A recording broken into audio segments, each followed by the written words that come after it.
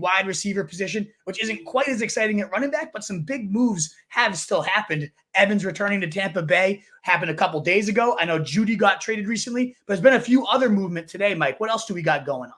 Yeah, so the biggest move of today, just because it's not an extension and someone is actually switching up teams, is Gabe Davis to the Jaguars. This wide receiver room is a room that I've been keeping my eye on throughout the offseason. I mean, we're only maybe 6 weeks into the offseason, but I've been keeping my eye on it because Calvin Ridley is also a free agent. Now, the initial reports are that the Jaguars are still going to try and keep Calvin Ridley, but that's seeming increasingly less likely now that Gabe Davis is in Jacksonville for 3 years, $39 million. And if he stays, if Ridley is gone and Davis stays as the top outside option for Trevor Lawrence, I mean, I don't see why you're not getting excited about him as the only true outside receiver. I mean, Kirk plays in the slot. I don't know why you wouldn't be grabbing Gabe Davis, but I'm going to be waiting to see until how things shake out with Calvin Ridley. Supposedly the Jags are still going to try and grab him, but I'm not really buying it. I'll see it when I believe it. I'm more led to believe that Calvin Ridley is going to end up somewhere else. Kendrick Bourne was extended by the Patriots. That doesn't really move the needle for me. But Jerry Jeudy traded to the Browns. For me, this is exciting. I mean, they really have to make it work with Watson in Cleveland, and you can tell that they know that. They're adding pieces around him because if this deal doesn't work out, the Browns are going to look really, really bad. And in my opinion, too, this is Judy's last chance for me. I mean, he was a massive prospect coming out. I mean, everyone talking about how he's going to be one of the next game changers in the NFL, and he just really hasn't done it in his career with the Broncos. So I'm trying to get myself excited about Jeudy just because of the new environment, fresh situation, a quarterback who has been great in the past, but it's hard for me to get excited. But I think I'll end up, just because I think their prices will be pretty cheap, I think I'll end up with some Jerry Jeudy this year.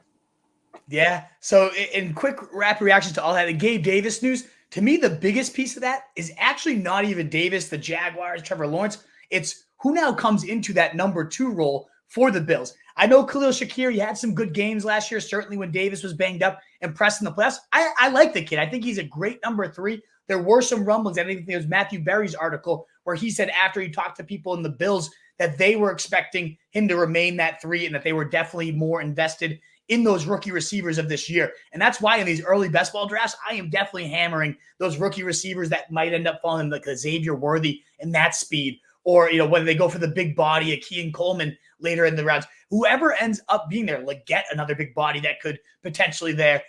Corley, Malachi Corley. There's so many intriguing. This rookie class, a ton of people have hyped it up as one of the best, as deep as a few years ago when we had just hit after hit in that Jefferson class. A lot of people saying that this is very, very similar to that one. So to me, the biggest news isn't necessarily Gabe Davis. It's who's going to take his spot in the Bills offense and can he do more with it? Because I look at Gabe Davis, and if he didn't get it done with a cannon-armed Josh Allen when he was the clear number 2 guy, played even more snaps than Stephon Diggs when he was healthy, I just don't think he's ever going to start to steadily get it done. Now, maybe in best ball, still a guy we can rely on, but if you had him in redraft, you know what the experience is, and I don't think it's going to start steadying out because he's with the Jaguars here, especially if they do sign Ridley, but even if not, I'm not banking on anything. I do like that it moves Christian Kirk more so inside where he does his best damage and inside had his best fantasy success. To me, Davis, it's more about what he leaves behind than him himself. And I think Judy's honestly probably the same way. I really like Cortland Sutton. I feel like he always gets undervalued every year.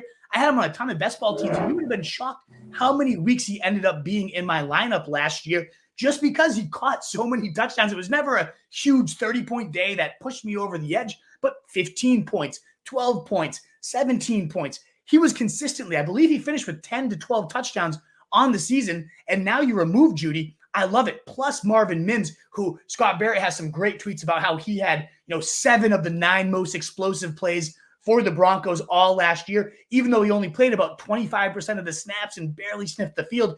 Anytime he was out there, he was making stuff happen. And we had, before the Jeudy trade, Sean Payton at his press conference, like I said, I read every single transcript like a nutbag, and he hyped up Marvin Mims. He said the only thing in his way was playing time because they had such good receivers around him. But when they used him, he was very impressed with what Mims did. And I still think he should have been on the field even over Jeudy, given how he was performing. But now he doesn't have that obstacle in his way. He should be ideally a full-time player here. And we've seen Sean Payton, when he has the right quarterback, when he has the right guys around him, especially those deep ball guys. I mean, you think like Kenny Stills and some of these names that he just used to perfection. Lance Moore, he just makes these nobodies into these monster receivers. So you give him an athlete like Mims, who was huge success when he was used last year.